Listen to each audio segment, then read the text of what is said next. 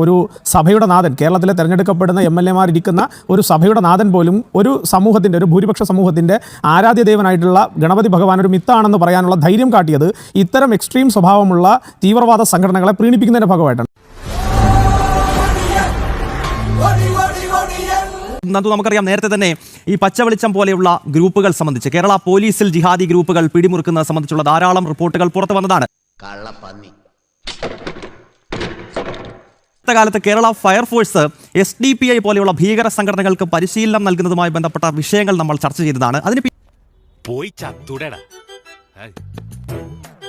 പിന്നാലെ ഇപ്പോൾ കേരളത്തിന്റെ മുഖ്യമന്ത്രി നേരിട്ട് കൈകാര്യം ചെയ്യുന്ന വകുപ്പിൽ ഇപ്പോൾ ഇതാ ജിഹാദി ഗ്രൂപ്പുകൾ പിടിമുറുക്കുന്നു എന്നതാണ് നമ്മൾ ഈ പ്ലേ ചെയ്ത റിപ്പോർട്ടിന്റെ അടിസ്ഥാനം എന്നത്.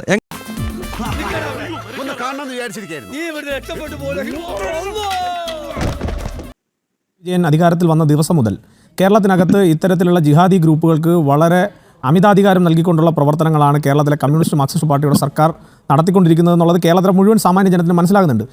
താൻ അവനെ കണ്ടാ പറഞ്ഞേ, ഞാൻ അവനെ കണ്ടാ എടുത്ത് കോണം കൊടുക്കുന്നു. അവരെ പ്രീതിപ്പെടുത്താൻ വേണ്ടിയിട്ടാണ്, ഇത്തരം എക്സ്ട്രീം ഗ്രൂപ്പുകളെ പ്രീതിപ്പെടുത്തുന്നതിന് വേണ്ടിയിട്ടാണ് ഇപ്പോൾ ശബരിമല യുവതീ പ്രവേശനം മുതൽ നിങ്ങൾ ഇങ്ങോട്ടേക്ക് പരിശോധിച്ചു കഴിഞ്ഞാൽ ഗണപതി മിത്താണ് എന്നുള്ള രീതിയിലുള്ള പ്രസ്താവന. നന്നായി വരോടോ.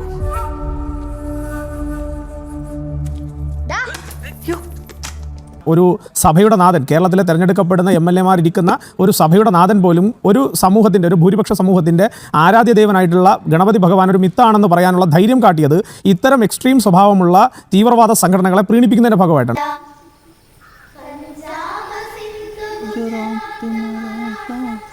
നമ്മൾ ഒരു ചെറിയ താരതമ്യം നമ്മൾ അതിനകത്ത് നോക്കിക്കഴിഞ്ഞാൽ, കഴിഞ്ഞ ദിവസമാണ് നമ്മളെല്ലാവരും കേട്ടതുപോലെ ഒരു വിദ്യാഭ്യാസ സ്ഥാപനത്തിൽ ഭാരതമാതാവിനെ പുകഴ്ത്തിക്കൊണ്ടുള്ള, അല്ലെങ്കിൽ ഭാരതമാതാവിന് സ്തുതി അർപ്പിച്ചുകൊണ്ടുള്ള ഒരു ഗീതം, ദേശഭക്തി ഗാനം ആലപിക്കുന്നത്.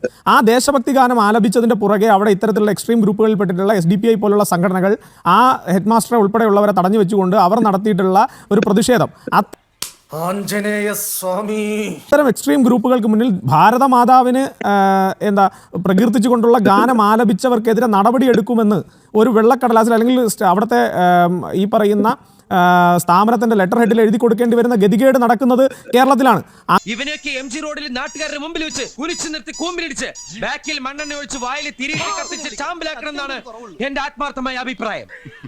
ുള്ള സ്ഥലത്ത് തന്നെയാണ് ഒരു പിഞ്ചു കുഞ്ഞിൻ്റെ വായിലൂടെ ആലപ്പുഴയിൽ രഞ്ജിത്ത് ശ്രീനിവാസൻ എന്ന് പറയുന്ന നമ്മുടെയൊക്കെ സഹോദരനായിട്ടുള്ള ഒരാളെ കഷ്ണമായി ഈ തീവ്രവാദ ഗ്രൂപ്പുകൾ വെട്ടിക്കൊല്ലപ്പെടുത്തിയതിനു ശേഷം വളരെ പച്ചയായിക്കൊണ്ട് ആയിരക്കണക്കിന് പോലീസുകാരുടെ മധ്യത്തിൽ നിന്നുകൊണ്ട് ഒരു പിഞ്ചു കുഞ്ഞിൻ്റെ വായിലൂടെ കുന്തിരിക്കം കാത്തുവെച്ചോ എത്തിപ്പോയി നിൻ്റെയൊക്കെ കാലന്മാർ, അരിയും മലരും വാങ്ങി വെച്ചോ എത്തിപ്പോയി നിൻ്റെയൊക്കെ കാലന്മാർ എന്ന് മുദ്രാവാക്യം വിളിച്ചിട്ട് നിവർന്നു നിന്നുകൊണ്ട് ഈ പറയുന്ന തീവ്രവാദ ഗ്രൂപ്പുകളിൽപ്പെട്ട ആളുകൾ തിരിച്ചു വീടുകളിലേക്ക് പോയിട്ടുണ്ടെങ്കിൽ അതിൻ്റെ കാരണം നേരത്തെ താങ്കൾ സൂചിപ്പിച്ചതുപോലെ ആഭ്യന്തര വകുപ്പിൽ പച്ച വെളിച്ചം പോലെ, ഫയർഫോഴ്സിൽ SDPI-യിലെ ഭീകരവാദികൾക്ക് അവർക്ക് പരിശീലനം കൊടുക്കുന്നത് പോലെ കേരളത്തിലെ എല്ലാ വകുപ്പുകൾക്കകത്തും ഇത്തരത്തിലുള്ള ജിഹാദി ഭീകരവാദ സംഘടനകൾക്ക് വലിയ ആഴത്തിലുള്ള വേരുകൾ ഉണ്ട് എന്നുള്ളതിൻ്റെ ഉദാത്തമായ തെളിവാണ്.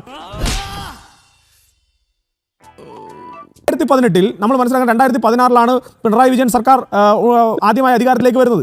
ആ പിണറായി വിജയൻ സർക്കാർ ആദ്യമായി അധികാരത്തിൽ വരുമ്പോൾ 2018 ആദ്യമായി, ലോക ചരിത്രത്തിൽ ആദ്യമായി വാട്സപ്പിലൂടെ ഒരു ഹർത്താൽ ആഹ്വാനം ചെയ്യുകയും അതിൻ്റെ പേരിൽ വ്യാപകമായ അക്രമം അകത്തും പുറത്തും നടക്കുന്നത്.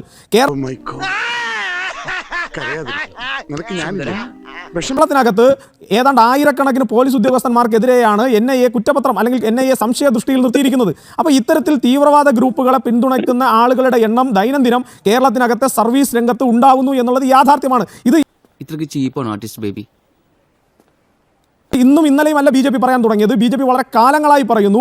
വളരെ ഉത്തരവാദിത്തപ്പെട്ട നിർണായകമായ പോസ്റ്റുകളിൽ കൊണ്ടുവന്നിരുത്തിയിരിക്കുന്ന പല ആളുകളും ഇത്തരത്തിൽ സ്വജനപക്ഷപാതത്തോടുകൂടി ഇത്തരത്തിൽ തീവ്ര ഗ്രൂപ്പുകൾക്ക് വേണ്ടി, തീവ്ര ഭീകരവാദ ഗ്രൂപ്പുകൾക്ക് വേണ്ടിയിട്ടാണ് പ്രവർത്തിക്കുന്നത്.